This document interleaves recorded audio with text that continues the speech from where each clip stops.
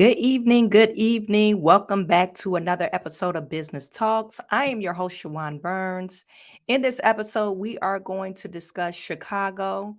There was an alderman that spoke out against the newfound legislation against the criminals. You know, they got that no cash bond policy now in Chicago.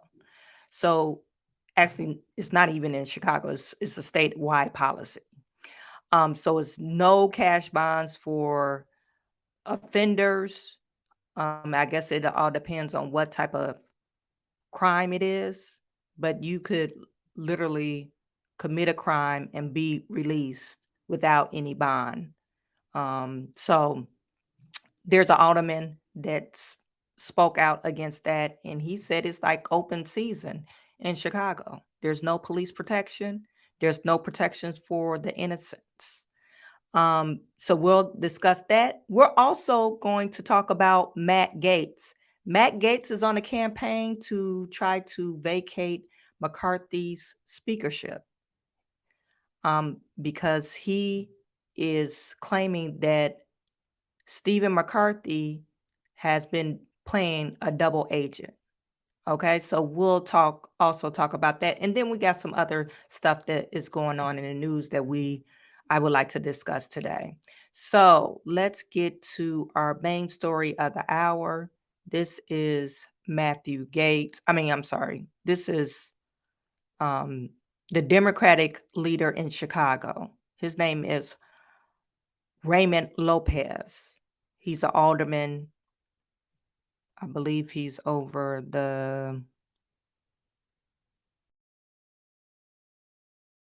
it doesn't say what position he's in, but what district he's in. But he's speaking out. He talked to Fox News, and like I said, they've been having some issues with crime in Chicago, and on top of that, they are not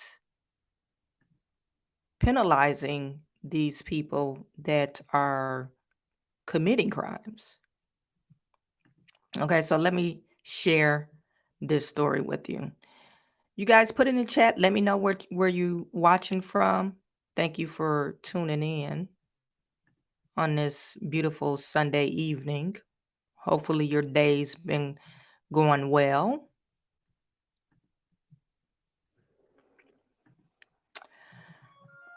I don't know if you guys seen this story. This is like some crazy attacks. Some person was walking in the alley. I guess they were trying to get to point A to point B, whatever they were doing, but they were like a normal everyday citizen walking in the alley, and two guys approached him and beat the crap out of him. So this is what you're gonna see broad right daylight. here. Our next guest tweeted that video saying there will be no... John Roberts in Washington, the latest Chicago attack caught on video in an upscale neighborhood called Bucktown, where two men follow a man down an alley before beating him senseless and robbing him in broad daylight. Our next guest tweeted that video saying there will be no charges and consequences under the new bail law. #fail. And he's a Democrat. Chicago Alderman Raymond Lopez joins us now. That video goes on for quite some time. I've watched it several times. It's obviously a street camera. It shows the approach of those two men. They enter the alley where the 33-year-old man is walking about with his bags, appears to be eating something, and he does not see anything coming. Alderman, he is struck from behind, dragged to the ground, beaten senselessly, dragged over to the garbage cans. When you listen to it, he is screaming for his life. For any of us who know Chicago, we know Bucktown. This is considered a nice neighborhood for as long as I can remember. I mean, is any place safe anymore? And what is your reaction to this video? You know, Sandra, I don't think there's anywhere off limits from crime in the city of Chicago anymore. Even in Bucktown or back of the yards, innocent people are being hunted down like prey in the city of Chicago. And that's exactly what happened to this young man who was just walking home, going about his business, eating, when these two individuals viciously attacked him. And the screams, the cries for help have gone unanswered. And we see this pattern repeat itself time and time again. Just in Lincoln Park, 18 robberies in one day. where even a 78-year-old community leader was savagely robbed and beaten simply for whatever was in his pockets. And as we see the new law ending cash bail, ending the pretrial detainable offenses list grow, things like robbery, burglary, arson, assault, even threatening elected officials like myself do not warrant you being held on bond anymore in the state of Illinois. And criminals are taking note. They've become emboldened, and the deafening cry is not heard by the politicians demanding change. Yeah. They only sit back, as you saw, and try to stick to the script, even when the public refuses to participate. All right, so do you have any update, by the way, on that young man? We see in the video he was able to, the criminals walked away from him after stealing his bag and beating him up. Do you have any update on him specifically? We have no specific update, but we're hoping for his speedy recovery, and we look forward to him speaking out because his story is compelling and resonates with so many who've been in that same predicament. So that and other crime that is spiking in that city spurred this town hall meeting late last night. People got together in a room, not the hearing, but the town hall last night. The hearing happened this morning in Chicago. But they gathered in this town hall meeting to say, we have to do something. Well, we know that elections have consequences. And I highlight that you're a Democrat, obviously, because this is a Democrat-led city. I mean, you offer a very unique perspective. Can you continue to put Democrats in leadership in that city if crimes like that go unpunished? Well, I think definitely elections do have consequences, and the voters are starting to stand up and take notice and realize that when you put people who are socialists or ultra-progressives in office, as everyone on the days in that town hall was, you wind up with a tone-deaf leadership that doesn't care and is too busy trying to find root causes as opposed to finding root criminals in our midst. And I think that common sense requires us to start standing up and pushing back on the criminality in our neighborhoods, to start holding people and parents accountable, because oftentimes these are 12, 13, 14-year-olds who are engaging in this behavior, such as the armed carjacking that is so rampant in the city of Chicago. And it's unfortunate, as we saw today, where the Judiciary Committee came to Chicago, that not one single Democrat chose to participate and make their voices heard, or to hear from those most impacted, like the hero, Carlos Yanez, who was a police officer responding to just a routine traffic stop and was Ella French's partner who was killed. He was nearly killed, and his other partner, Joshua, saved his life and prevented further mass casualties in the area. Well, you mentioned the hearing, not a single Democrat showed up. This is Gianno Caldwell. He lost his brother to Chicago violence. Listen. My brother Christian had the potential to do well in life. I still remember the day when he begged me to take him on a college tour out of state when he was just 16 years old. And we went. But Christian will never have the opportunity to go to college or to get married or to have kids or to build a career. And so many other youth in Chicago have experienced the same reality. Incredibly sad story, and Gianno continues to speak up and out about the situation there. I'll finish with this question to you, and thank you so much for coming on, Alderman. But do you sense that there will be change in that city? I mean, considering what... There's not going to be change, you know, because for some reason you have the people of Chicago, they're crying, oh, help us. But they refuse to vote new elected officials in there.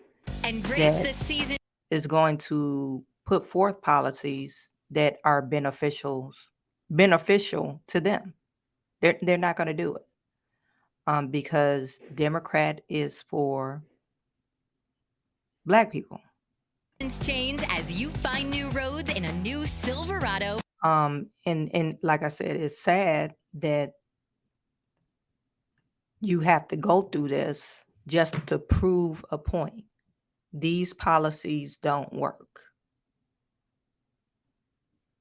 I mean, these policies don't work.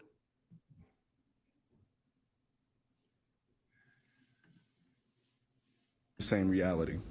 Incredibly sad story, and Gianno continues to speak up and out about the situation there. I'll finish with this question to you, and thank you so much for coming on, Alderman. But Do you sense that there will be change in that city?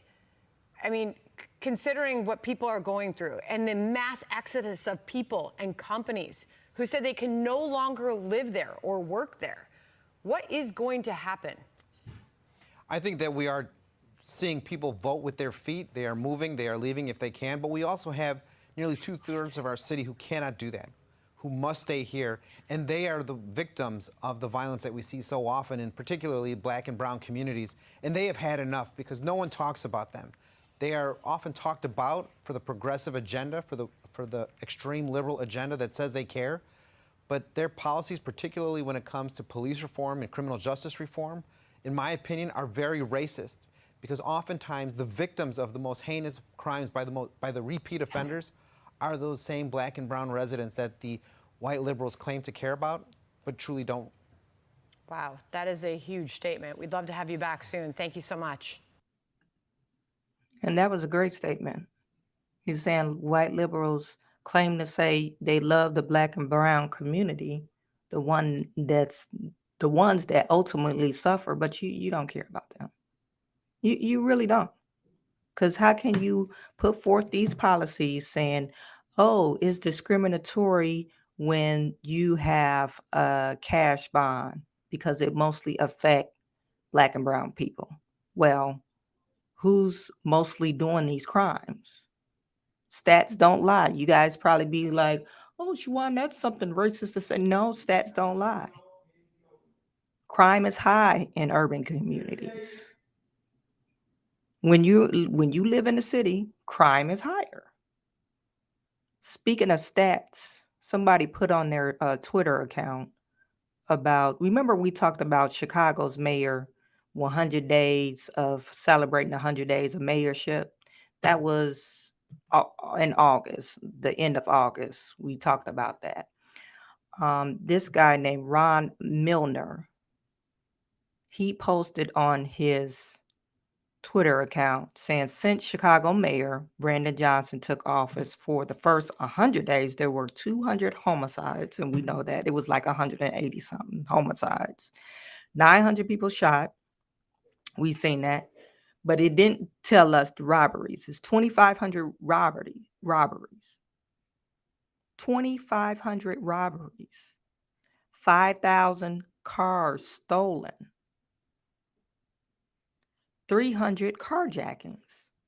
There are 1.5 million registered voters. And 1 million of those didn't vote.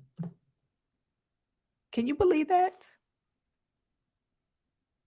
So, number one, you have the people that's actually voting, but those are the people that's putting forth these policies or voting in these politicians that are really not for the people. You possibly can't tell me you're for the people, and you have a mass influx of immigration. Homelessness is crazy in Chicago. Crime is high, and with all that, there are no repercussions to your crime. People that are committing these crimes, it's like a slap on the wrist. They're not holding the kids accountable. They're not holding their parents accountable. And you still have 1 million people that are registered to vote that did not vote. I don't know how true this is. I'm going to look it up, but this is ridiculous. It's very ridiculous. And then you will have the mayor saying his famous saying. I promise you, we have time to talk. That's not appropriate. We're not talking about mob actions. I didn't say that. Hold on a second, okay? Respectfully, these large gatherings, just hold on a second, y'all. I promise you, we have time to talk. It's important that we speak of these dynamics in an appropriate way. This is not to obfuscate what is actually taking place. This was the scene near Roosevelt and Canal Sunday night. Groups looted a convenience store. More than 36 teenagers were arrested, along with a 12-year-old and at least one 20-year-old. Store owners say it was the second such incident in that area in just the past few weeks. And today, Mayor Johnson commended Chicago police for the way they handled it. To the best of their ability, I believe that they attempted to engage with our young people, with community partners, giving as much warning as they possibly could. And, unfortunately, arrests, were made. Yeah, arrests were made, but, and you hear he used the word unfortunately. No, fortunately, arrests were made. Why are we using the word unfortunately with criminals? It doesn't matter if they are young or old, they're criminals and they need to be taught a lesson. Somebody let me know if I'm going in the wrong direction here, but we're talking about criminals. And I would like to see in Chicago, even these other cities like Baltimore, Philadelphia, Detroit. Hey, we need to find these parents. Start finding these parents and let's see. You need to start taking accountability for your children's actions. Stop just letting them run out in the street and doing whatever. Now back to this story. This leader, Raymond Lopez, the Democratic leader,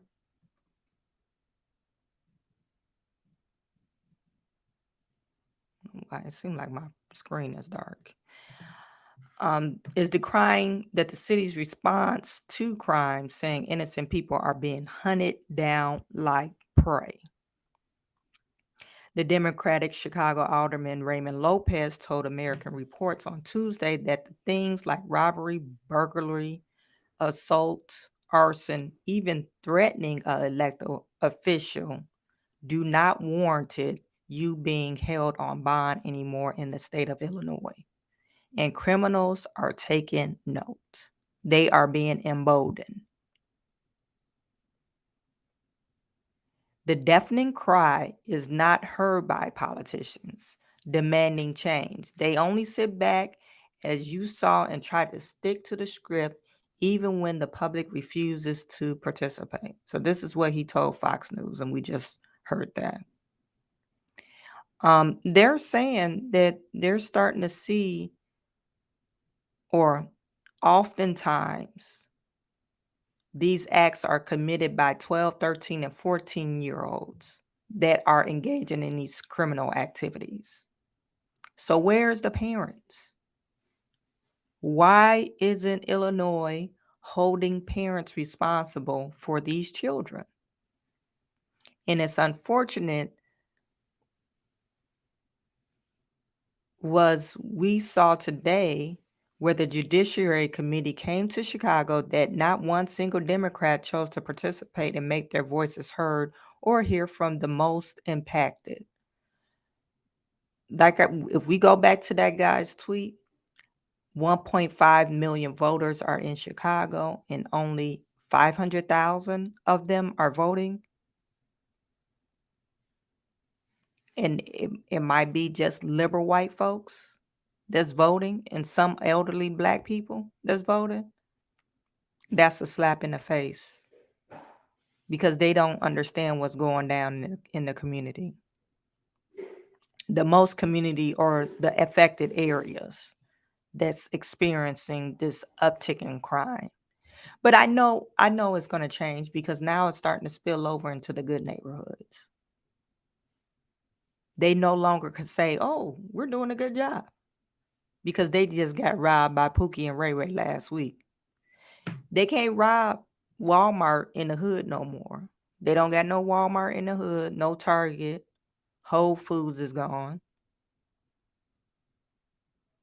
So all those stores are gone from the hood. So they starting to spill over into the good neighborhoods.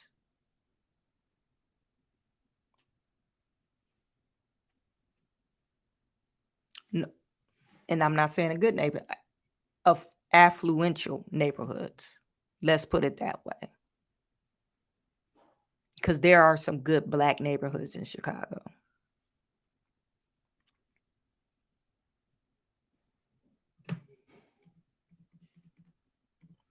It says we have nearly 2/3 of our city who cannot do that, who must stay here, and they're talking about moving, migrating from Chicago. And 2/3 of the city who can just pick up and leave. A lot of people are just stuck there because of finances. They can't just pick up and leave.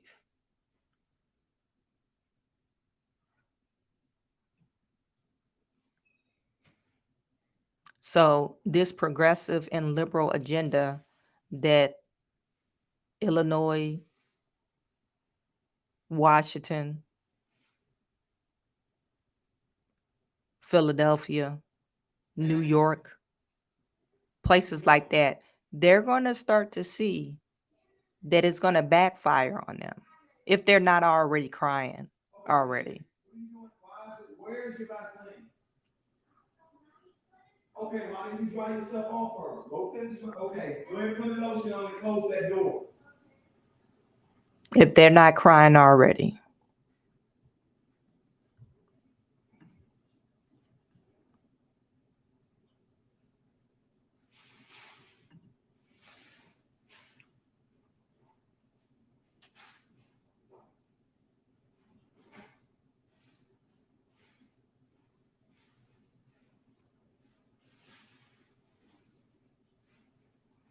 So, and just to give you a feel how Mayor Johnson is, this is his personality. He says, I personally, he was a teacher. I personally don't give a lot of attention to grades. My responsibility is not merely to just grade the system, but to fund the system. Okay. And we know public school system is failing the kids. They can't pass standardized tests. They can't read. They can't do mathematics. So we're not paying attention to grades. I remember, and I never did get the point.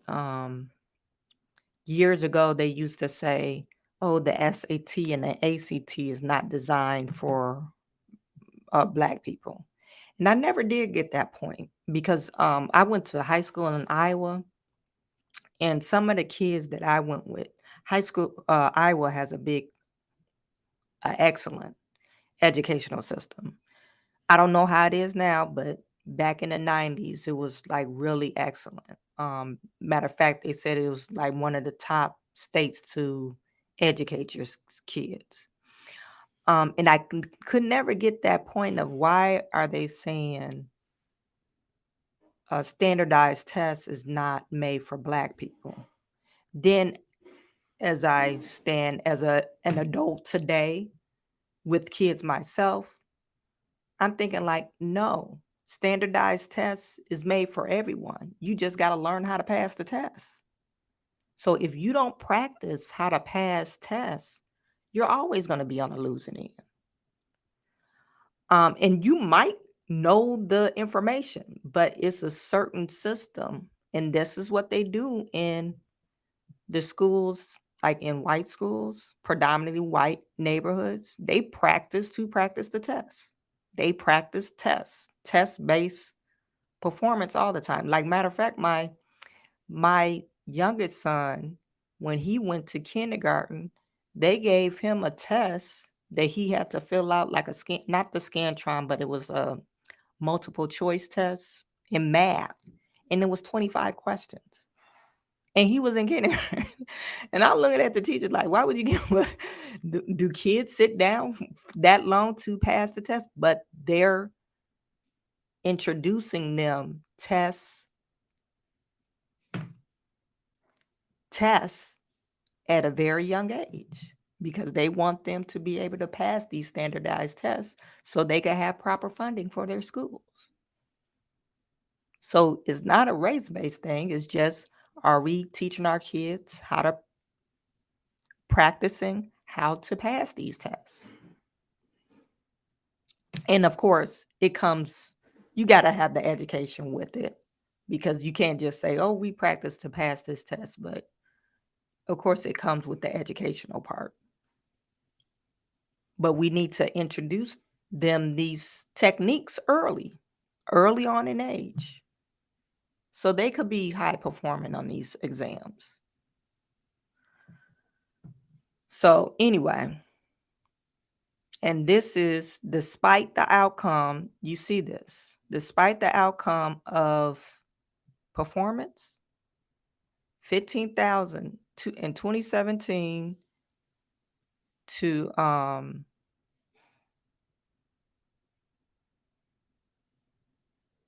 2023.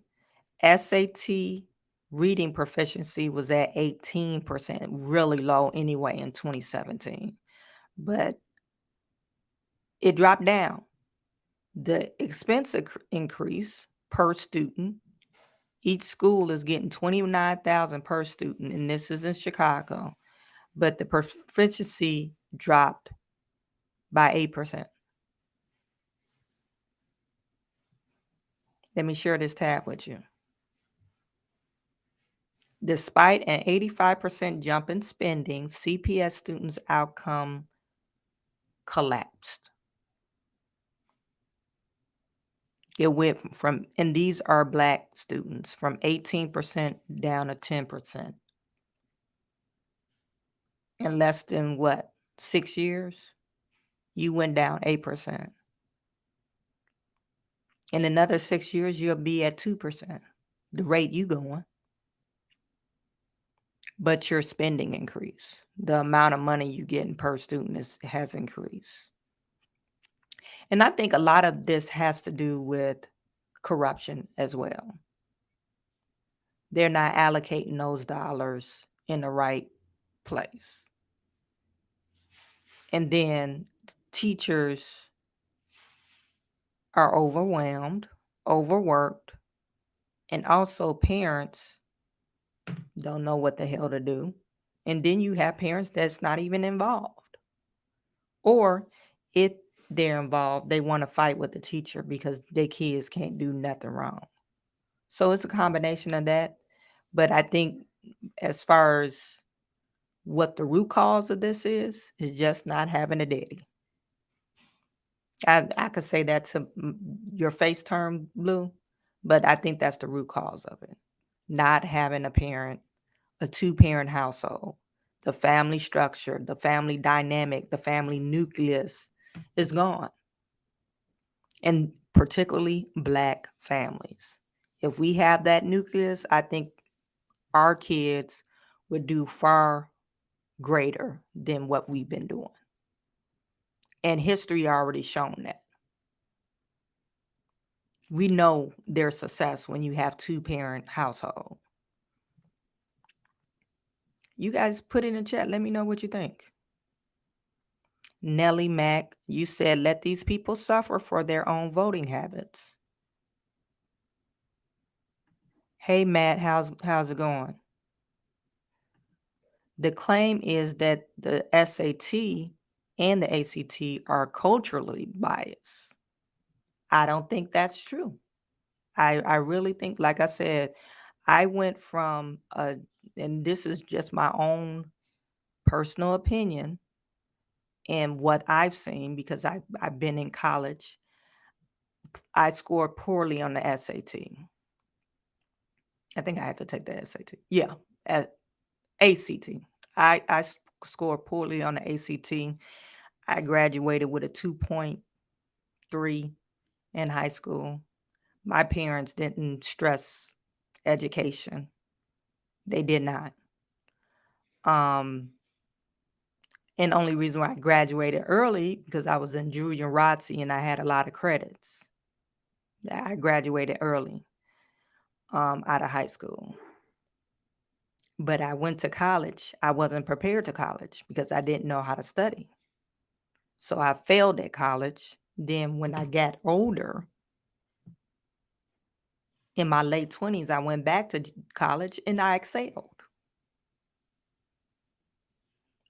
So in at the university, I end up learning how to take tests. And I could count on one hand that I failed the test. I passed the EIT exam, the engineering training exam, and it was an 8-hour test. But over those years that me going to school and being in college, my college career, I literally learned how to take tests, period. And like I said, I could count on one hand. I probably failed one exam in my whole 5 year of going to college. And this is just my undergrad. So I think we could say it's culturally biased. I just don't think you're prepared. You're not prepared to take tests. Now, my son, since I know what it is like to take tests, my son, I trained him how to take tests. And he's super smart anyway, but he's haven't failed a what is it, an aptitude test yet. He just started, they give them these M-step tests, aptitude tests, or state exam proficiency tests. They start him off in 3rd grade. And every year I get a notice saying, oh, he's excelling at whatever they test him on. And I asked him, like, oh, were you nervous? He's like, no, it was easy, So I think it's certain things that you have to train your kids in school. If they don't train them and introduce them at an early age, they're not going to know how to take tests. They're not going to know how to study. So, and this is a acquired thing by doing it over and over again. It's not something like, oh, I'm just such a smart person, like for the average person. Now, for those geniuses out there that remember what they read one time, okay, I'm not talking about them. I'm talking about just for the average, and most people fit in the average category. It's not culturally biased. Well, let me backtrack. I could see how they could say it's culturally biased because they're not in those schools in the hood. They're not training them to teach them how to take tests. So we could say that. I would say it's more socially biased than culturally biased. But anyway, that's just my own personal opinion. It seems like Chicago needs more prisons instead of school. I don't really.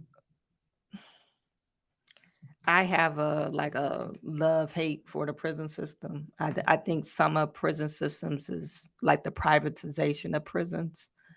I think it's not good because you can run into where they're just locking people up for nothing, you know.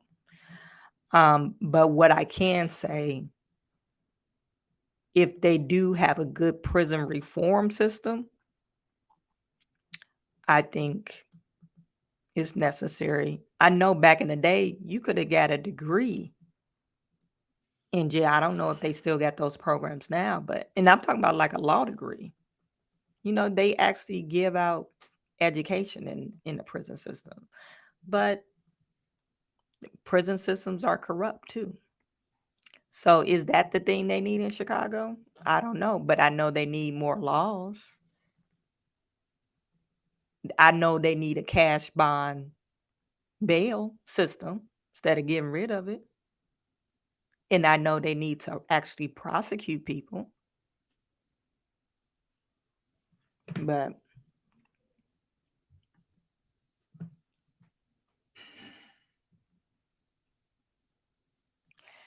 being avid, this is Crusader for God. Being average is the problem in the age of internet.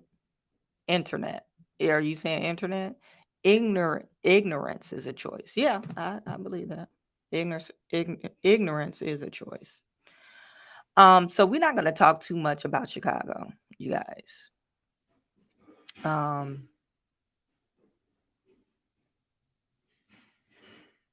Time will tell on them. Time will tell.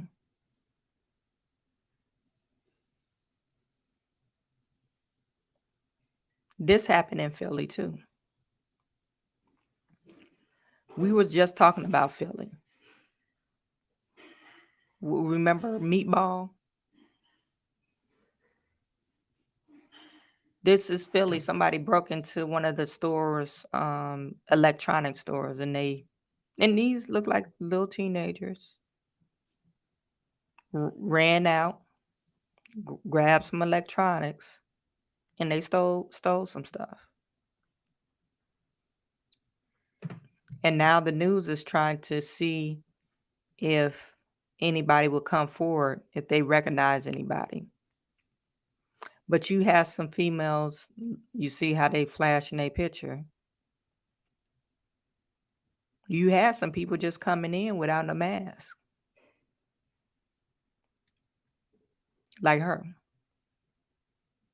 He fell down trying to run out. But you clearly could tell, it was a bunch of men and a couple of females in there.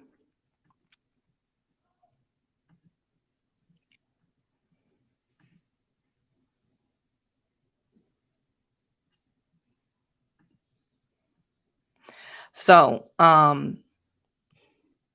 yeah, I don't know what their policies are like prosecuting criminals in Philly, but it seemed like they're real progressive too in Philly. Now, let's get to AOC and Matt Gaetz.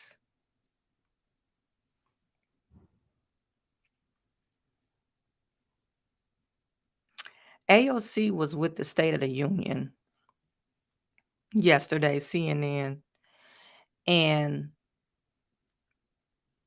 she had a lot to say about Republicans. And it's sad that Democrats, when they label Republicans, they're saying extreme MAGA extremists. Even if you don't agree with Donald Trump, they still call you extreme MAGAs or extremists, MAGA extremists. So she was talking about the short-term funding bill. To extreme fealty. What's your take on what just happened on the threat of a government shutdown? My bad.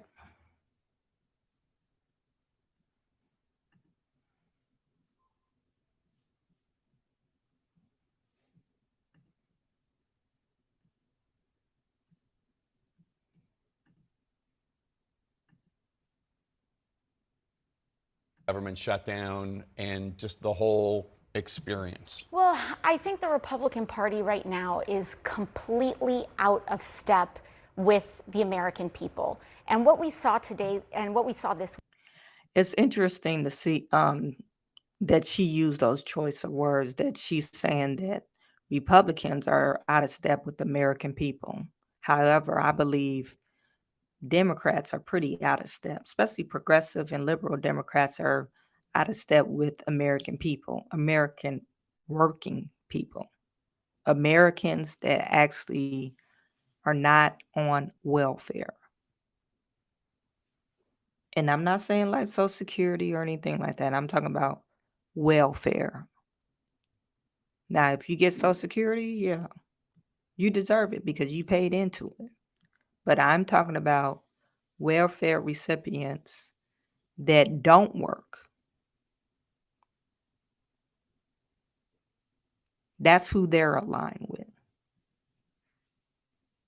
The socialism of the Democratic Party. That's who they are in step with. So everybody else, they're not aligned with them. They don't know what's going on. They think everyone is saying, woe is me. No. Everyone is saying, hey, why eggs cost too much? Why I got to pay $3 for an apple? Milk is $5 a gallon. It doesn't make any sense. Week leading up to this final hour, compromise, not even a compromise, but really capitulation by the Republican Party, we saw them go through every single possible iteration of cutting benefits. They tried to cut across the board 30% of the budgets of critical agencies like the Social Security Administration. They voted, some of the most moderate members, quote unquote, moderate members of the Republican Party, casted votes for things like 80% cuts under the Department of Education to low-income schools. This is not a moderate party, period. There are not moderates in the Republican Party. There are just different degrees of fealty to Donald Trump, but it starts with a lot of fealty, and then it goes to extreme fealty. And so we saw them go through every single iteration, walk through into every single wall, kind of run around the House like a Roomba, and until they found a door that House Democrats opened, they finally realized that we should not shut down the government in order to deny trans service members the ability to get health care, in order to deny female service members the ability to get an abortion. And, they filed an extension for. Who's getting an abortion? Like, is it so many female service members that's like, oh, I need an abortion? Trans service members. Number one, why are we paying for healthcare or transitional care for people? That, to me, that's cosmetic. You let me know. You think it's cosmetic? If you want to transition, wouldn't that be a cosmetic surgery? Why would that be included in healthcare? And they don't include things like a breast reduction, other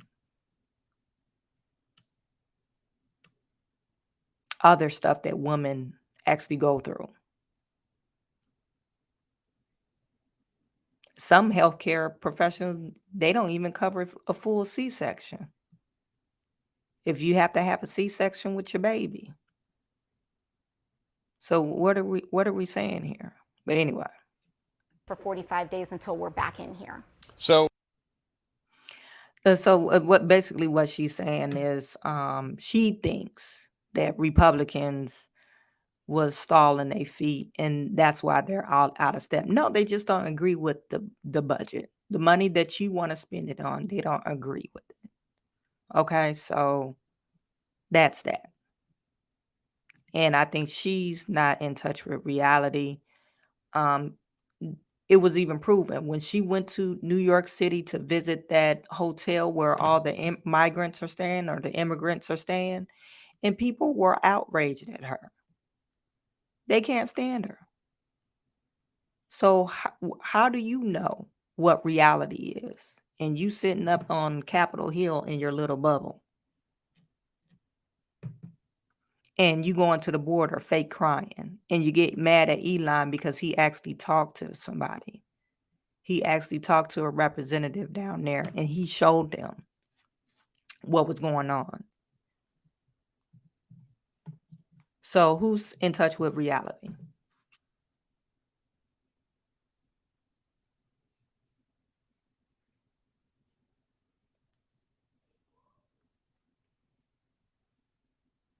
And here's Hakeem Jeffries repeating the same crap over and over again.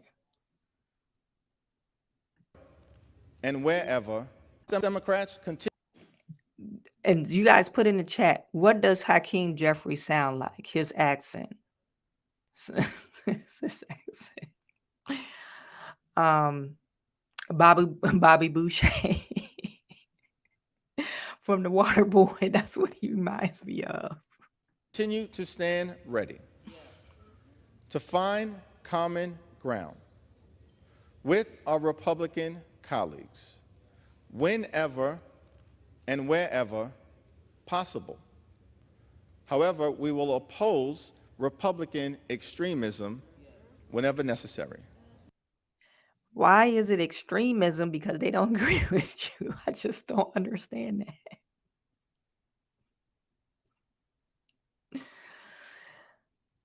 This guy, I used to kind of like him, but he's starting to get on my nerves. I think he's like a robot. We will oppose any efforts to cut Social Security and Medicare. We will oppose any efforts to slash public school funding. We'll oppose any efforts to undermine American democracy. We will oppose any efforts to flood our communities with weapons of war. We will oppose any efforts to undermine the progress being made on the climate crisis. We will oppose any efforts to undermine the great American dream. We will oppose any efforts to undercut public. Continue to stand ready to find common ground. My bad. I didn't mean to start that over, but is this speech riveting? It's like, oh yeah. What, he's not even saying anything. He didn't get me all going like, yeah. Woo! Like, no. He's like a walking zombie. Now that other girl with the all the attitude, that said her argument wasn't really an argument, but at least she had some oomph behind her. What's her name? Rashida. I forget what her name is, but at least she had some oomph behind her. Jasmine Crockett, that's her name. Jasmine Crockett. This guy is like no flame, and he's just talking. They like, oh yeah, and you see this girl, she's just clapping because everybody else is clapping. She's not really feeling it. She's not feeling it. Crisis. We will oppose any efforts to undermine the great American dream. We will oppose any efforts to undercut public education. We will oppose any efforts to walk away from the people who keep us safe at our border and around the United States of America. We will oppose any efforts to undermine the ability of the middle class to continue to thrive in the United States of America. And all we're doing is making sure that we can assess the four corners of the legislation that is before us, avoid a catastrophic government shutdown, put people over politics, and make sure that we can continue the great American dream. That you don't undermine freedom. You don't undermine freedom. Okay. You are undermining freedom. You're trying to have mass mandates. They're trying to bring back COVID. So they're going to have these mass mandates. You're trying to mandate COVID vaccines. You trying to mandate immigrants to come in and take over people's their cities.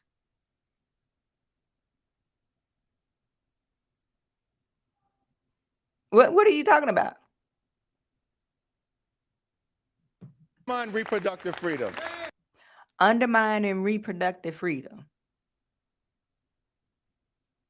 Reproductive freedom, that means you're able to have a baby.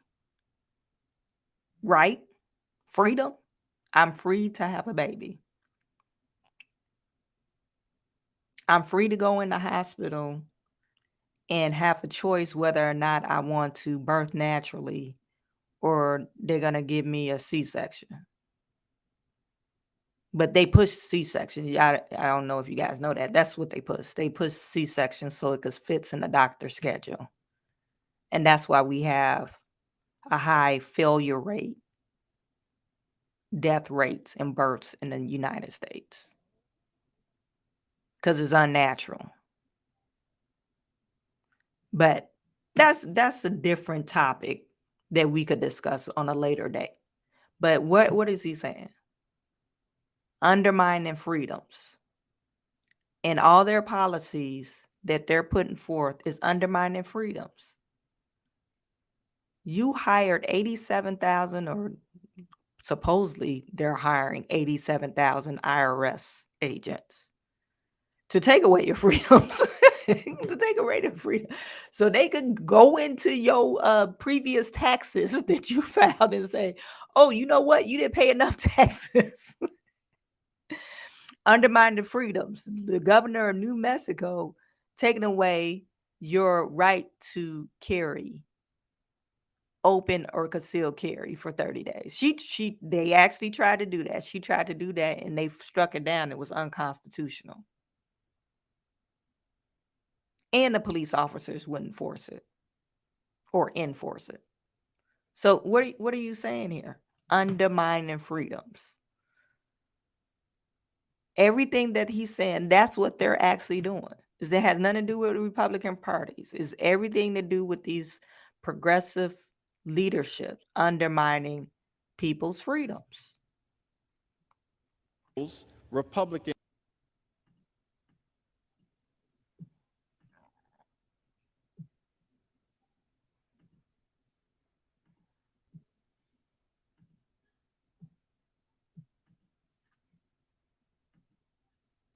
Maybe it's not liking me today.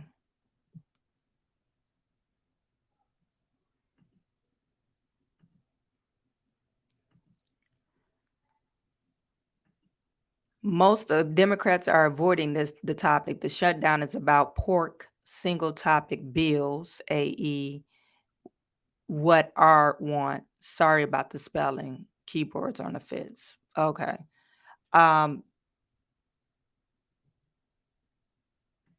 Yeah, they are. That's why they came to an agreement, I guess. Okay. There were a lot of bobbleheads in the back. Robert Jordan said a bunch of confused clapping seals. Another clown in the circus. Rome always supply entertainment.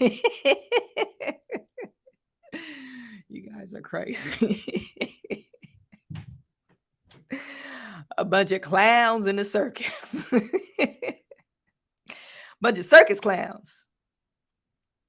Anyway, this is what I don't think it was a riveting speech. That's probably why it ain't playing, because even X is saying, get this BS out of here. And they up there clapping like he did a good job.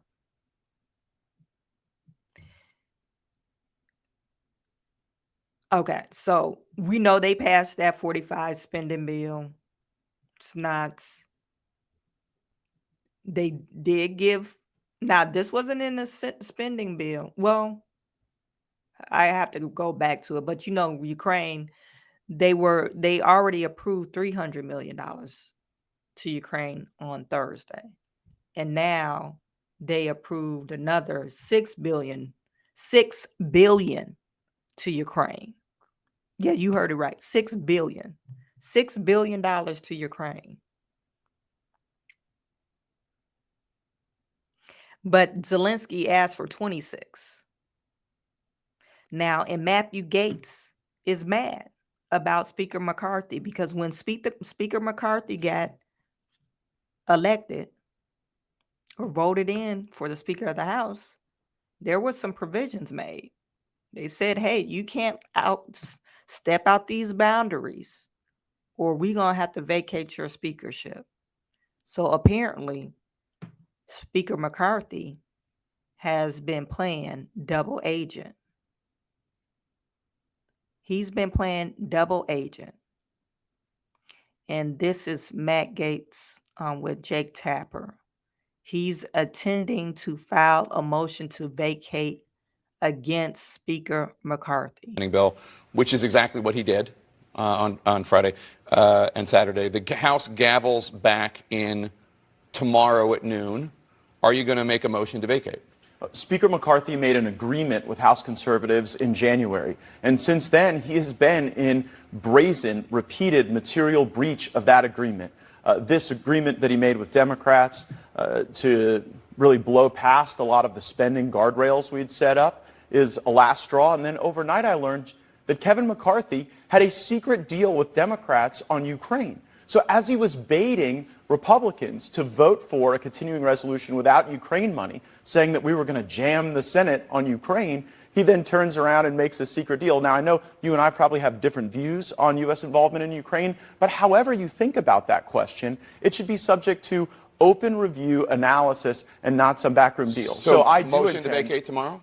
I do intend to file a motion to vacate against Speaker McCarthy this week. I think we need to This rip week. off the Band-Aid. I think we need to move on with new leadership that can be trustworthy. Look, the one thing everybody has in common is that nobody trusts Kevin McCarthy. He lied to Biden. He lied to House conservatives. He had appropriators marking to a different number altogether. And the reason we were backed up against the shutdown politics is not a bug of the system. It's a feature. Kevin McCarthy's goal was to make multiple contradictory promises, to delay everything, back us up against shutdown politics, and at the end of the day, blow past the spending guardrails he'd agreed to. So how many Republicans do you think will be with you in your motion to vacate? Because obviously, for people at home who don't know, you need 218 votes to get him out of the speakership. You don't have 218 Republican votes. You're going to need Democrats. Let's start with the Republicans. How many Republicans do you have? Well, enough so that when you host this show next week, if Kevin McCarthy is still the Speaker of the House, he will be serving at the pleasure of the Democrats. He will be working for the Democrats. The only way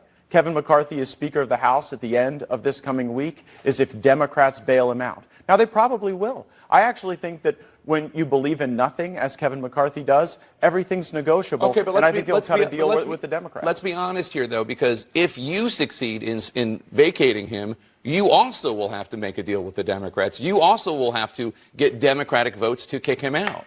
Absolutely. I will make no deal with Democrats and concede no terms to them. I actually think Democrats should vote against Speaker McCarthy for free. I don't think I should have to deal them so anything. You're not going to cut any deals with him? Absolutely not. And I don't think that any Republicans that share my view on Speaker McCarthy would cut deals with Democrats. The problem with this argument with Matt Gaetz, Democrats don't like Matt Gaetz. They call him the extremist. He's the MAGA extremist when they talk about Republicans. Well, he's one of them. So for him to say, hey, we're not going to be able to, I'm not going to make any side deals with the Democrats because I shouldn't have to. Well, that's how it's done in Washington. You get something when I get something.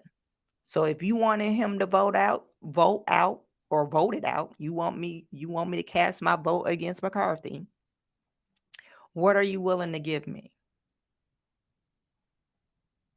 You have to say this, and this is why I believe no politicians or no party will save you.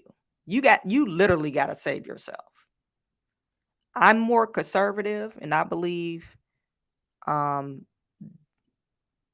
most of the things that conservatives or Republicans, most of their policies that they have in place, I believe in most of their policies. I lean towards over that way.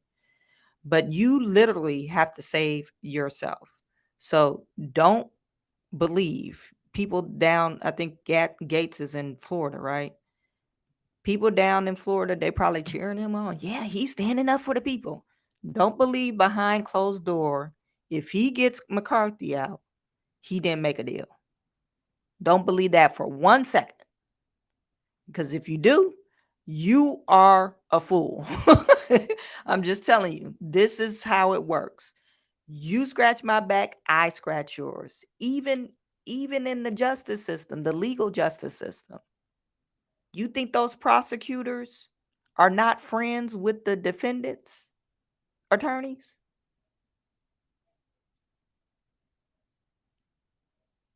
They give them something. They give them something. It's a give-take relationship. And it's the same way it works in the political realm. I get something, you give me something. Because right now you don't have the upper hand. I could see he could say, and because reason why I know he doesn't have the upper hand, because when they passed that bill for Ukraine, he's totally against the Ukraine spending. But they had 311 votes 117 voted no. A lot of people, they still like McCarthy because he's playing both sides. Some people, and I agree with Matt Gaetz. Hey, he doesn't stand firm on his belief. He's kind of wishy-washy. But that's going to be his surviving point. That's how he's surviving. So Matt, I think you're gonna end up in a rude awakening. And I would like to see, like I said, I do totally agree what he's saying. I totally agree with him. But I don't agree. I think he's really lying to people and lying to himself if he think he's gonna go in there and say, hey, vote this guy out. And those Democrats are gonna be like, for what? We get what we want. Like, he making backdoor deals. So why I want to vote him out? He's staying with Ukraine. So why? Why I want to vote him out?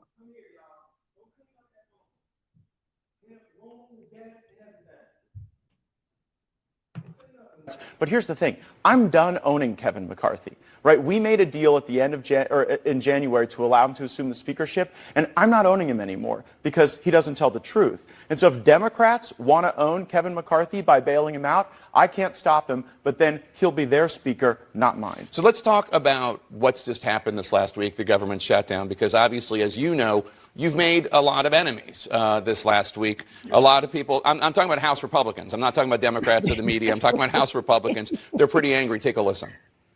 Unfortunately, a handful of people, and in particular a party of one, Matt Gaetz, have chosen to put his own agenda, his own personal agenda, above all else.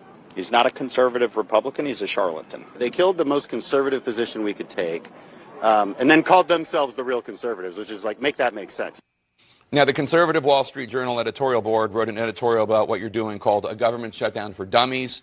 And among the criticisms, they said, quote, the real goal of the malcontents seems to be to topple Mr. McCarthy for personal spite.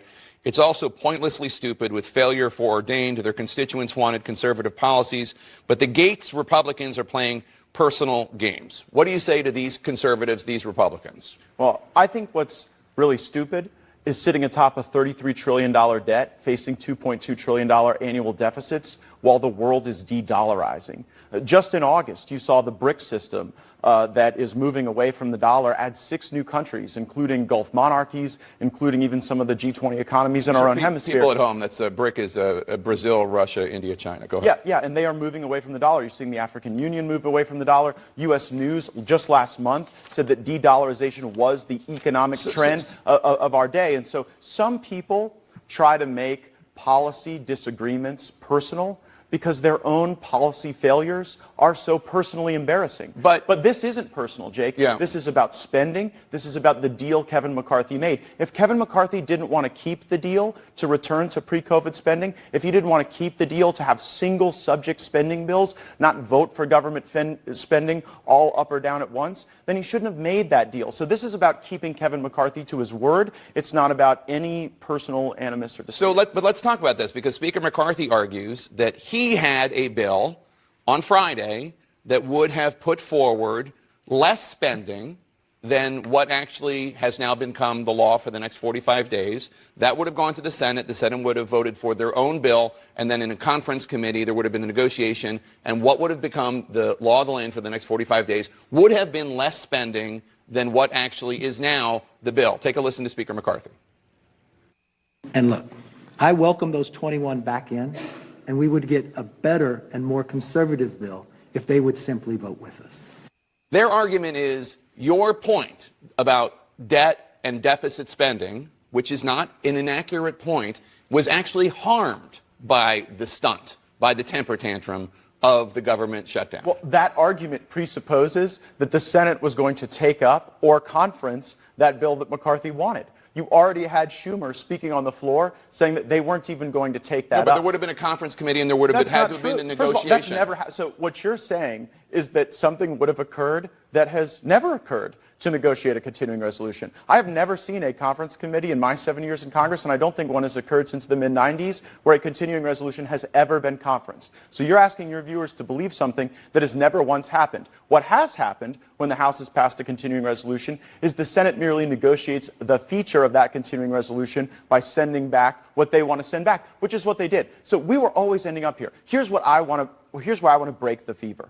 Since the mid-90s, this country has been governed by either continuing resolution or omnibus spending. And you have voted for continuing resolution in the past. Well, I'm 5 years sober voting for continuing resolutions, and I should note that during those years, President Trump was growing the economy. But January marked And a the difference. deficit. Yeah, and you know what? Growing the deficits as well. I regret growing the deficits as well. But we were growing the economy, and look. You're talking about the national debt. You were growing. What did he add? $7 trillion, $8 trillion to the national debt. And by the way, I voted against 10 continuing resolutions under Donald Trump. I did not stand with Donald Trump on all of his spending priorities. I voted against way more than I voted for. My point is, I don't know what this shutdown did to help the cause. What shutdown? The shutdown that almost happened. Okay, so there wasn't a shutdown. So the threat of shutdown that you created. We have to break the fever. We have to move to single so subject spending bills. You broke a fever? No, we didn't, unfortunately. That's why we have to now move to vacate, because we have to get a system where the House and Senate will negotiate over each of these agencies of government independently. And I understand that in divided government, that means that you have to take into account the views of Senate Democrats, the views of the White House. But what I want to do? Of you course, understand that? Of course. Because you're on the floor of the House talking about what Kevin McCarthy needs to do is to allow line item vetoes by people like you. That's not true. Line item votes against the salaries of people who are investigating Donald Trump, the salaries of individuals who are offering sweetheart deals to Hunter Biden. That, to me, is not the language of somebody who understands the balance of power in House and the Senate and how all legislation actually functions. Well, I think I do. That, to me, is the language of somebody who is looking for clicks and likes and Fox hits, not somebody who actually is trying to reduce the debt. Well, you might want to check Fox. I haven't been hitting there as much recently. What I can tell you is that the way the legislative process works, as a 12-year lawmaker in the state and federal level, the House passes legislation, the Senate passes legislation, and then you work to iron out those differences. I believe the best way to advance the interests of the American people is for the House to take the most conservative position and then engage that negotiation. Where that negotiation has failed all Americans of all stripes is when it centers around what ornament you're going to hang on a continuing resolution or an omnibus bill. The responsible, sober, adult way to handle this is with individual spending bills open to amendment. And by the way, if people don't want to vote for the amendments that reduce salaries or cut spending or engage in programmatic analysis, they can vote no. And then the voters can hold people accountable. But the reason we sit atop a $33 trillion debt is because a system has been designed in Washington, D.C. where no one is responsible for the spending. But where are you? I want to force the votes. And here's what you're missing. McCarthy agreed to this. So you may not like this deal. You may think that it's too many votes and too much governing. But McCarthy agreed to it in January, and his breach of I don't that have an opinion on it one way or the other. And I actually agree with your position on the fact that welcome aboard. I've been here long before you were born, my friend. But like we spend way too much money and we don't take in 100%. Yeah, I agree. We spend but where $7 trillion and take in $5. But where are you when it comes to Senate Democrats who actually control the Senate and the president? And you could force the president's hand if you actually worked with Senate Democrats and got some sort of bill in front of him. That's how you force it. Well, in the time I've been here, we have not been able to cleave Senate Democrats away from President Biden. How many Senate Democrats do you know? True. How many do you talk to? Well, I've talked to several of them. I go over to the Senate as much as many House members. I've talked to Senator Manchin, talked to Senator Sinema. She and I served together in the House. We've had a number of folks go from the House. Well, in this interview, and Jake Tapper, like he said, he's been in this field, I guess, or interviewing politicians since he's been born. So I do appreciate his line of questioning. One thing I do want to mention is Matt Gaetz. Matt Gaetz is, I do kind of agree, he is trying to get his base like, oh yeah, you're for the people in this for show. I do believe that part. But like I said, he does have a point. If you had a deal with Speaker McCarthy and he's going behind your back, what do you call him? He's not trustworthy. He said, hey, if you vote me in, we're going to follow this budget that we don't want to cross. We're not going to cross these lines of the budget because we're trying to decrease the spending, get the deficit down. So on that front, I absolutely agree with him on itemizing each department and their spending. I absolutely agree with that. Now, if you're going to go by salary, that's a little bit crazy. But you might. I think at every maybe 3 to 4 years, a person's salary probably should be reviewed.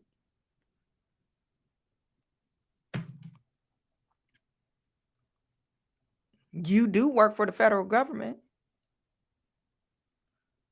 So, but I don't think they review as like pay grade, because they do have pay grades in the federal. Should they be able to take away their pay? I don't think so. I don't agree with that, especially if they at a grade level 12 and they've been working for the federal government for I don't know how long. But we could look at the school system and cut from there, because they're not even doing it. Like, they need to cut programs that's like literally not doing jobs. Like, I could go to us.gov or grants.gov and show you how much funding that they got on the docket for research stuff. Oh, we want to research in the reading. We want to research of how this affects such and such. Oh, we want to research of homelessness project. Why do you need to research? You already know what the problem is. So why do you need to research?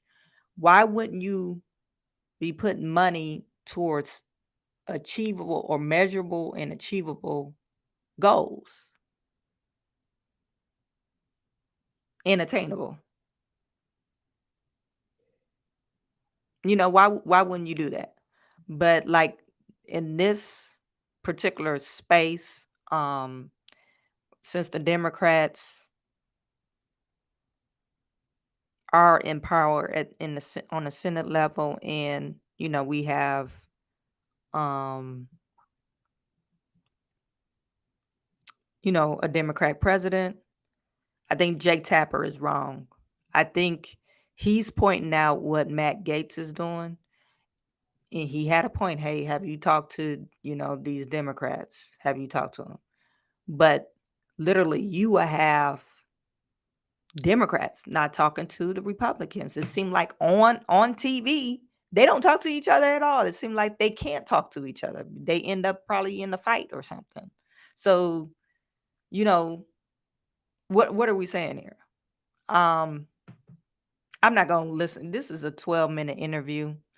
You guys want to watch it? It's on CNN, but I got through most of it. But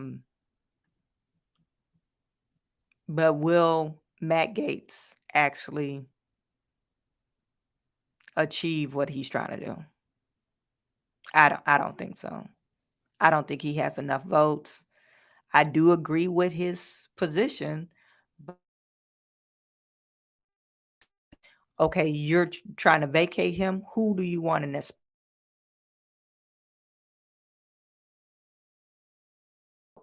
Who's the next in line? Who are you trying to vote in? I forgot who else they had in line, but what are we saying here? Anyway,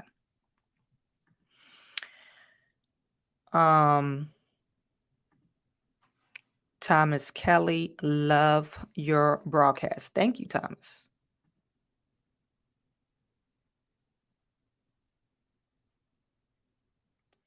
It wasn't a shutdown. They almost shut down.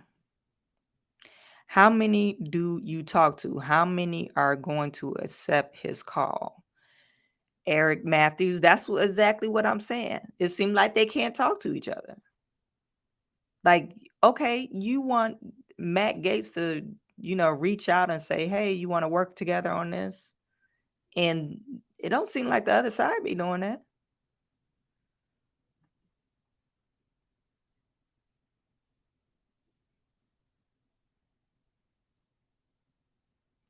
Eric Matthews said, you can't call women who are angry, and those women on that side are angry. Well, we already seen that. I could say women are angry because I'm a woman.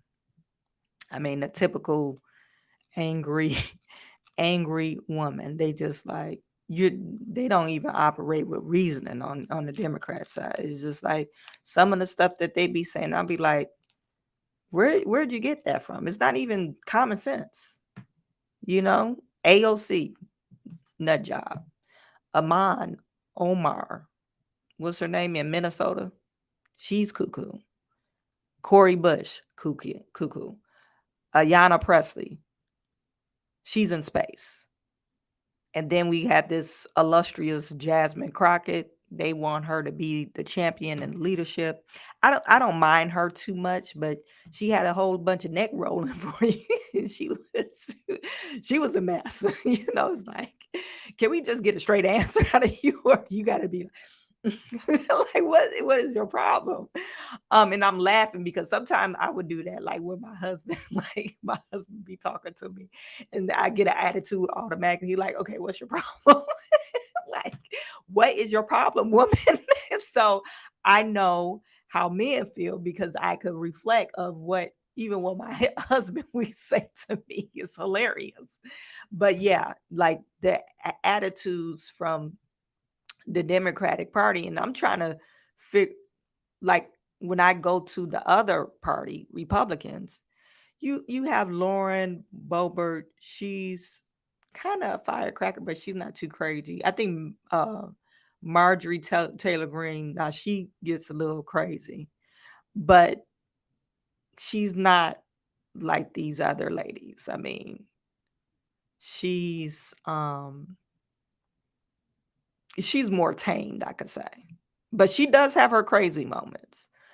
And who else is on that? It's some of the ladies, they're not even recognizable because they haven't made it to the news. They just go in, do their job, and maybe they state their points or whatever, but you don't see a lot of craziness going on. And we do have that one representative, Maisha Maynard. She was real conservative, but she switched parties. She was on the Democrat side, but she switched parties. So, and she don't do all that crazy stuff. So, I mean, it's funny that Jake Tapper said, "Oh, how many people have you called?" Well, how many people call me? Like, we trying to get this deal done, and nobody's willing to work with each other. This is why single topic bills matter. I think they should do single topic bills. No, we ain't gonna lump it because every year they lump this stuff up together, and they got this 40-page bill, and they squeeze some stuff by that's not even supposed to be on there because they wait to the last minute. Like funding Ukraine.